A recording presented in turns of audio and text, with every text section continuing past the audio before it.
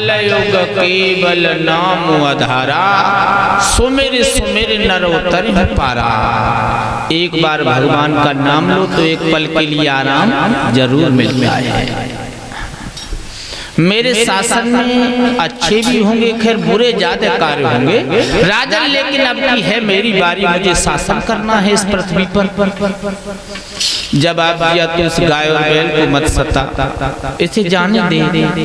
जब आप दिया तो आप ही बताओ मैं कहाँ रहूं। तो महाराज परीक्षित कहने लगे तुम, मैं तुम्हें जगह बता रहा हूं कि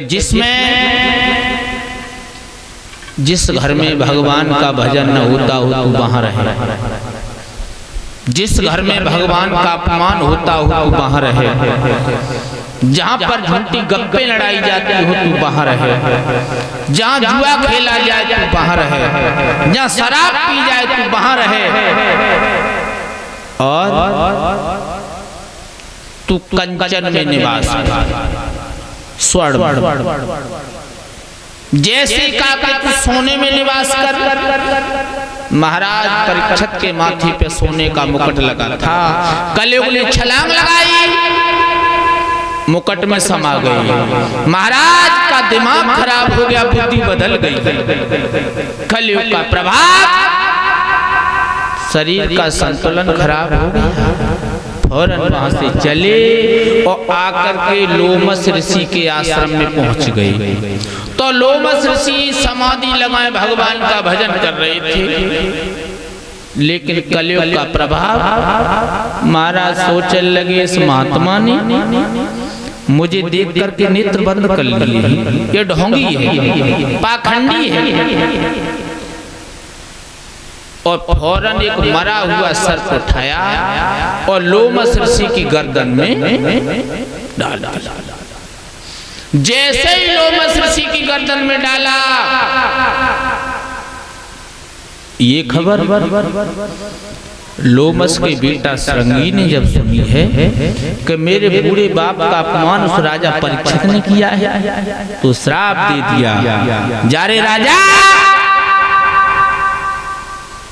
तूने मद में अंधे होकर के, अपने घमंड में चूर होकर के मेरे बूढ़े बाप का अपमान किया है। हम तुम्हें श्राप देते हैं कि 7वें दिन तुझे तक्षक नाग डसेगा और तेरी मृत्यु हो जाएगी। और जैसे श्राप दिया,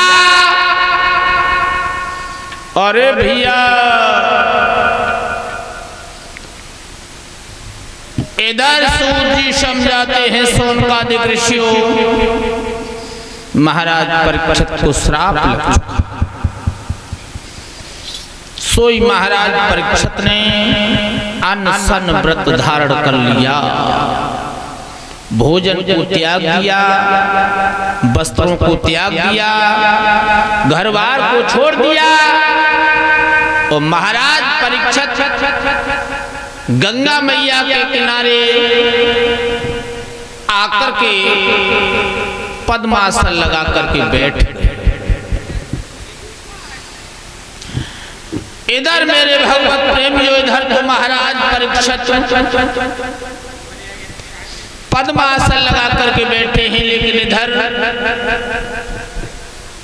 महात्मा साधु संतों ने जब सुना तो धीरे धीरे एक के बाद एक साधु संत आते रहे और परीक्षित महाराज के पास बैठते गए। एक नहीं 88,000 ऋषियों की भीड़ लगी। महाराज परीक्षित ने जब कथा सुनी तब 88,000 ऋषि बैठे थे। 88,000 की भीड़ हती, लेकिन आजकल कथा हो तो 88 आना भी मुश्किल पड़ जाते हैं, और जो आते भी हैं तो इधर उधर बैठ जाते हैं, पंडाल में कम है। देखो इधर ये बुजुर्ग लोग भैया लोग बैठे हैं, ये पंडाल में बैठे तो ज्यादा अच्छा है। देखो कथा का फल तभी मिलता है जब पंडाल में बैठ करके आसन लगा करके कथा सुनी जाती है।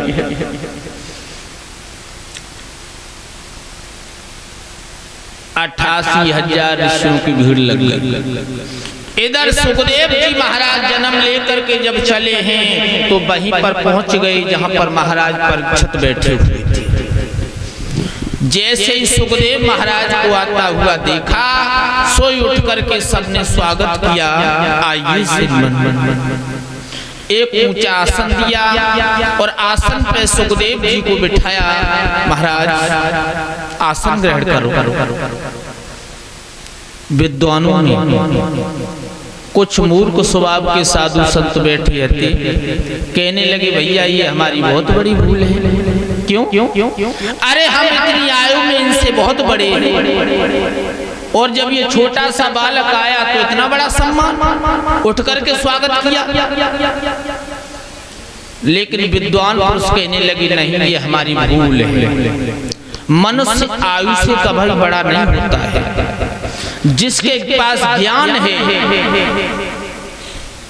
वही बड़ा होता है। मनुष्य उम्र से कभी बड़ा नहीं होता है। जब आप या उम्र में तो हम सब बड़े हैं इनसे, लेकिन यदि लौकिक दृष्टि से देखा जाए तो ये हम सबसे बड़े। सम्मान किया। उठ करके महाराज पूछने लगे प्रभु हमें श्राप लग चुका है, हमें आप कोई ऐसा उपाय बताओ जिससे हमें मोक्ष की प्राप्ति हो।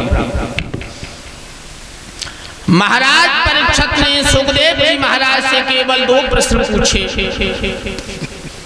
प्रभु हमें ये बताओ कि मनुष्य को सदा सर्वदा क्या करना चाहिए, यानी जिसकी मृत्यु नजदीक हो उसका क्या कर्तव्य बनता है। श्री सुखदेव जी समझाने लगे हैं कि राजन हम तुम्हें आज श्रीमद् भागवत कथा का पाठ श्रवण करा। सुखदेव जी समझाने लगे हैं कि हे राजन, जब सारा संसार जलमग्न था, चारों तरफ जल ही जल भरा हुआ था, उसी समय उस जल के अंदर एक गोलाकार अंडा हजारों वर्षों से उस जल में पड़ा रहा।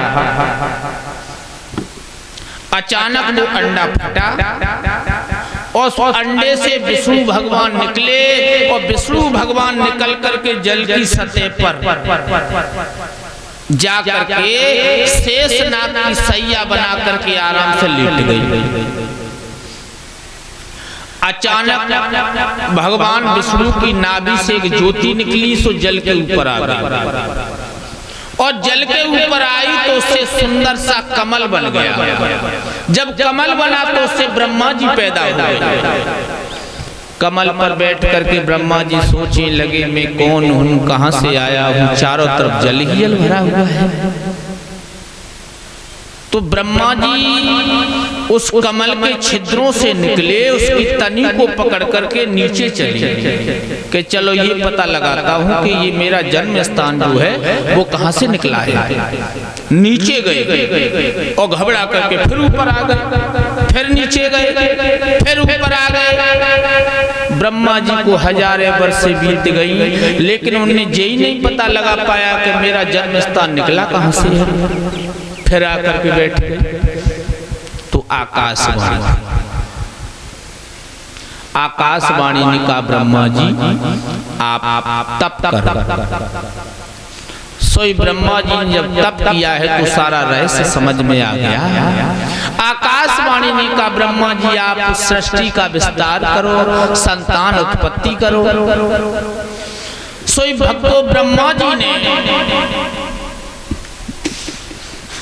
सबसे पहले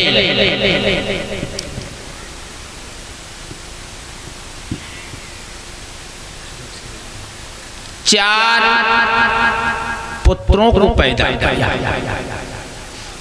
जिनका नाम था सनक, सनंदन, सनातन और सनंत कुमार। चारों को जब पैदा किया तो इनसे कहा ब्रह्मा जी ने कि आप संतान की उत्पत्ति करो। तो चारों ने ब्रह्मा जी से वरदान मांगा प्रभु हमें तो केवल आप एक ही वरदान दे दो। क्या? उन चारों ने वरदान मांगा, प्रभु पिताजी हमें एक वरदान दो कि हम हर समय 5 ही वर्ष के बने रहे। ब्रह्मा जी ने वरदान तो दे दिया, सोचने लगे जब ये 5 ही वर्ष के बने रहेंगे तो संतान पैदा कैसे करेंगे। लेकिन क्रोध आ गया। जब क्रोध आ गया तो ब्रह्मा जी की भौं से रुद्र पैदा हो। जब रुद्र पैदा हो गए, उनसे कहा कि आप संतान की उत्पत्ति करो। रुद्र भगवान संतान तो उत्पत्ति करने लगे, लेकिन अपनी बनाई हुई संतान का उल्टा भक्षण करने लगे। ब्रह्मा जी बोले रहने दो, ये काम तुमसे नहीं होगा। उसके बाद ब्रह्मा जी ने एक बहुत सुंदर स्त्री बनाई, उसका नाम पड़ा सरस्वती। याद रखना, सरस्वती इतनी सुंदर थी कि उसकी सुंदरता को देख करके ब्रह्मा जी खुद काम के बस हो गई। लेकिन सनक, सनंदन, सनातन, सनंत कुमार चारों ने कहा पिताजी आप ही अपनी संतान के प्रति ऐसा व्यवहार करोगे तो आगे चल के मृत्युलोक में क्या होगा। तो ब्रह्मा जी को बहुत शर्म लगी। याद रखना, अगर बेटा अपने बाप को अच्छी शिक्षा दे तो बाप को कितनी कायली लगती है कि हमसे होशियार तो हमारा पुत्र है। ब्रह्मा जी को बहुत शर्म लगी, तो शर्म से ब्रह्मा जी का शरीर बीच से फट गया। अब जब बीच से शरीर फटा तो उससे घोर अंधकार पैदा हो गया, जिसे आज हम और आप कोहरा बोलते हैं, जो सुबह सुबह ठंड में पड़ता है।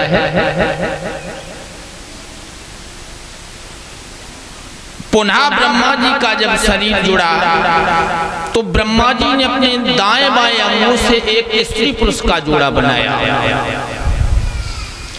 उस स्त्री का नाम पड़ा सतरूपा और पुरुष का नाम पड़ा श्यामभुवमनु। इस जोड़े को जब आपस में मिला दिया गया तो इस जोड़े से 5 संतानें पैदा हुई, 3 बेटियां और 2 पुत्र। बेटियां के नाम थे देवहूति, आकृति और प्रसूति। तीनों की शादी हो गई। 2 पुत्र थे जिनका नाम था प्रियव्रत और उत्तान। आज याद रखना, हम इन 5 संतानों से भक्तों सारा संसार भर गए। आज हम आपको महाराजा उत्तान पाद की तरफ लेकर के चलते हैं। कैसे थे महाराजा उत्तान पाद? बहुत ही प्रतापी राजा थे। इनकी यश कीर्ति की ध्वजा स्वर्ग में विराजमान।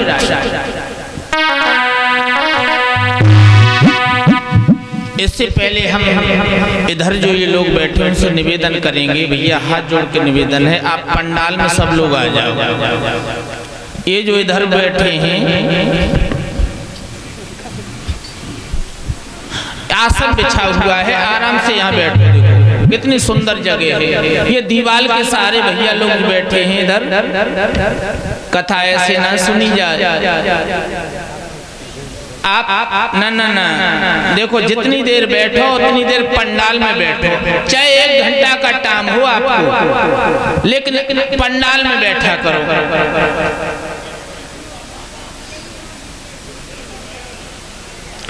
चाहे आपके पास थोड़ा समय हो, लेकिन बैठो तो पंडाल में बैठो।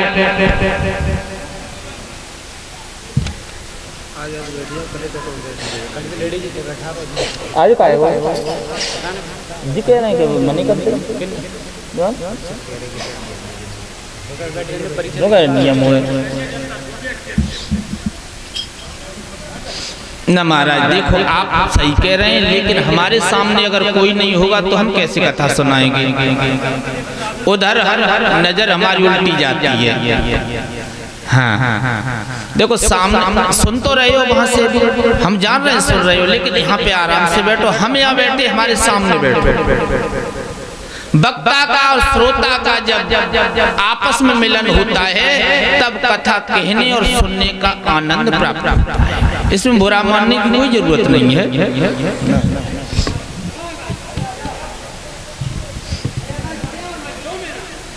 बोले आनंद कंद भगवान की।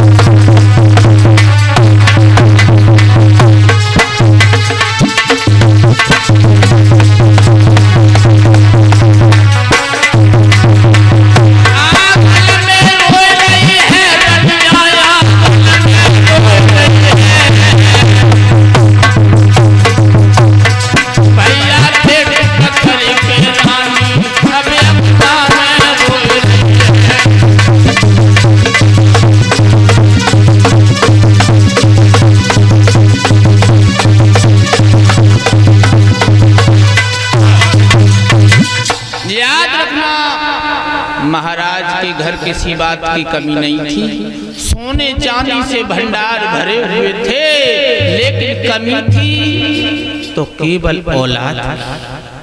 महाराज के घर में कोई पुत्र नहीं था। महाराज बड़े उदास और रानी सुनी सोच रही है कि अरे परमात्मा, एक बेटा दे देता तो क्यों तकलीफ।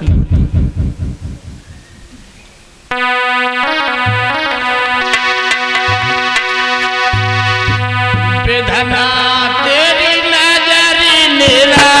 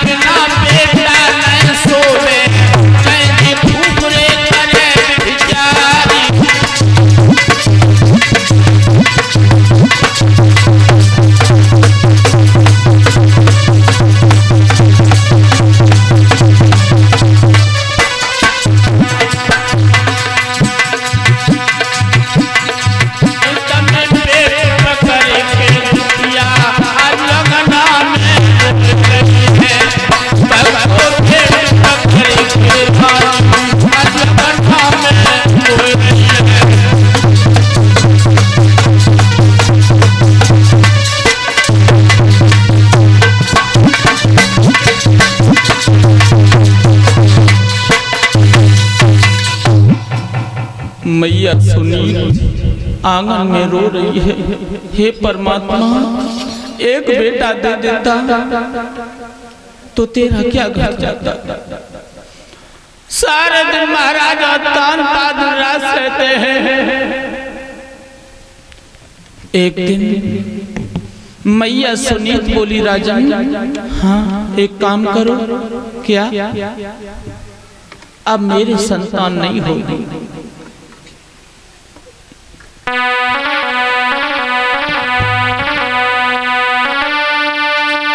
रोए रोए रानी कहे, जल पे दुख पीड़े